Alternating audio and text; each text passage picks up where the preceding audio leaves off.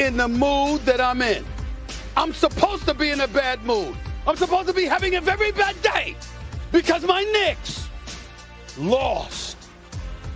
But you know what cures even the worst feelings in the world? When you see a brother put on a show the way the babyface assassin did yesterday afternoon in Sacramento, California. Steph Curry special. Oh, that brother special. And so are we. First takes in the house. Let's get this party started. So who can stop Steph Curry? Hopefully we'll never find out. Three-pointer. Bang! Like put in work every day and night, so we stay alive every time we fight. Scoop layup is up. It's good. For the top, shoot out their head and aim for the spot. Puts it in. Oh, Steph Curry from way downtown. A 50-point Game 7. One of the greats of all time showed us once again what he's capable of doing as he chases his 5th ring.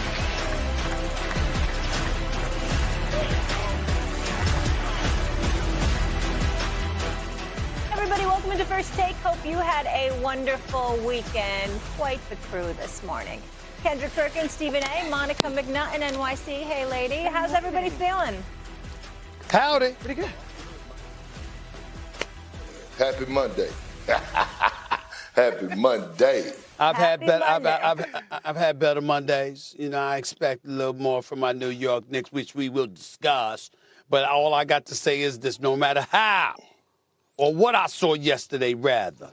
Orange and blue skies, I gotta be honest, but baby. I can't hear anyone. Orange and blue Can you skies. not hear anyone either? I thought it Okay, was just me. let's roll. We'll get to the VO and we'll get our audio straightened out. I'm sure it was Stephen A. I'm sure it was Stephen A. dissing me in some way and Ferk saying something nice. So let's go. In a Game 7 on the road with their back against the wall. At least I got you, Monica. Stephen Curry erupted for 50 points on 20 of 38 shooting, the most points ever scored in a Game 7 in league history. He scored 17 in the fourth.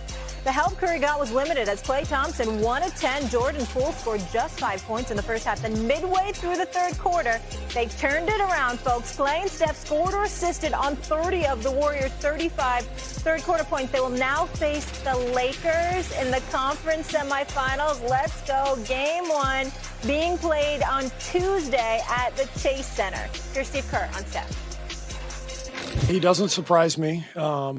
We all take him for granted because he's brilliant night after night, and we've been watching this for 10 years. And we just, you just have to remind yourself every once in a while, big picture, this is one of the great players in the history of the game.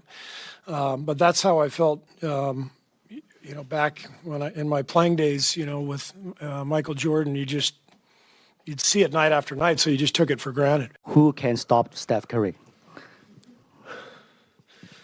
Hopefully we'll never find out. Now that's a bar right there. Steph Curry in full effect last night, dropping an NBA Game 7 record of 50 points in the Warriors' victory over the Kings. Curry also tied Karl Malone for the most points ever in a playoff game, age 35 or older, with his performance. Okay, Stephen A., let's get to business here. Did Steph's performance cement him as the greatest point guard of all time? I think it's a worthy discussion. Can we say that definitively?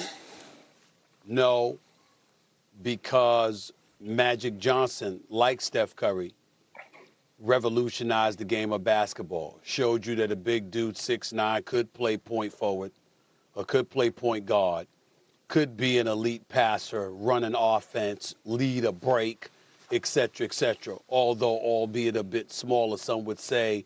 The Oscar Robinsons of the world showcased that themselves, particularly him, because he averaged a triple-double in the 60s. But the fact of the matter is Magic Johnson revolutionized the game of basketball. We can't get around that. But Steph Curry, the greatest shooter God has ever created, I think has warranted a strong discussion to be the best point guard in history because of impact. We know that he's revolutionized the game in a different way, because of what has been able to be generated in terms of three-point shooting or whatever. But I'm thinking about impact. Just like Magic Johnson impacted the greatness of a Kareem, of a Worthy, of a Byron Scott, a Norm Nixon before him and others, all right? And basically it instituted the fast break in a way we had never seen until he arrived. Steph Curry has done that for the game of basketball in terms of the jump shot, the three-point shot, the space that it creates for the opportunities that it creates for the players around him, how it scares the living hell out of defenses and what have you. And then when you take into account not just his shooting ability, but it's off the dribble, it's floaters, it's runners, it's spot ups, it's off screens and picks, it's everywhere, it's off the dribble, creating his own shot. This brother is something magnificent. There is no way around it. And so for me, when I look at it from that perspective, and I think about impact, the way you affect not just the players you're playing with because you create open opportunities for them because of how people have to lock in and zero in on you. His movement without the basketball is something else that we need to pay attention to and really, really appreciate, because he scares the living hell out of you because you're always looking for where he's at because he's always moving like a road runner, for crying out loud. You can't find him, okay, until it's too late, all right? You take that into consideration. The impact that he has and the fear he instills in opposing defenses because he can shoot from 30, from 40, from 50, from 20, from 10, from 5. Scored 22 points in the paint yesterday afternoon, rather. 22 points in the paint. He's that dude. And it is a discussion, at the very least, that he is the greatest point guard that has ever played the game of basketball. You know what? It's so hard, right? Because the evolution of the game and how now when we define the positions of the game, and I would encourage both of y'all, and Molly, you two, all three of y'all, to actually go read Rashard Phillips' book, right? Basketball Position Metrics. And Rashard Phillips was, you know, one of the Detroit's finest, one of the greatest college players to ever touch the basketball hill. Kobe Bryant said it was one of the best players he ever played. He was a first ballot Hall of Famer. For sure. Today, he's one of the 10 greatest players of all time. And I don't think that's overstating the impact of what the last 2 years have done. That said, as we continue to debate that, he goes on. And now we get it at least one more time in our lives, something that I don't think any of us, well, we certainly weren't assured we would ever see again after they met in the finals 4 straight years. We get Steph Curry versus LeBron James starting tomorrow. The Warriors have home court advantage. It's a 6-7 matchup, but it feels like Ali Frazier.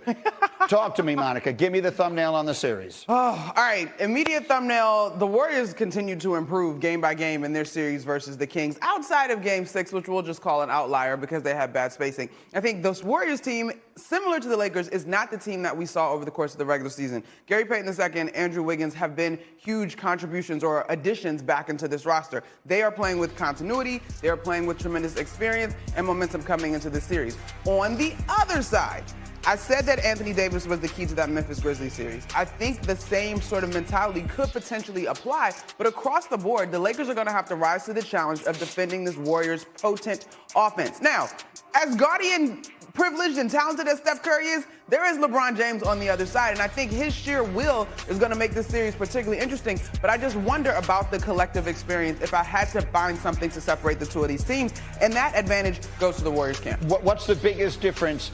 Again, Steph and LeBron, the historical rivals, we could talk about that forever, Legs, but what is the biggest difference in this series as it begins tomorrow night?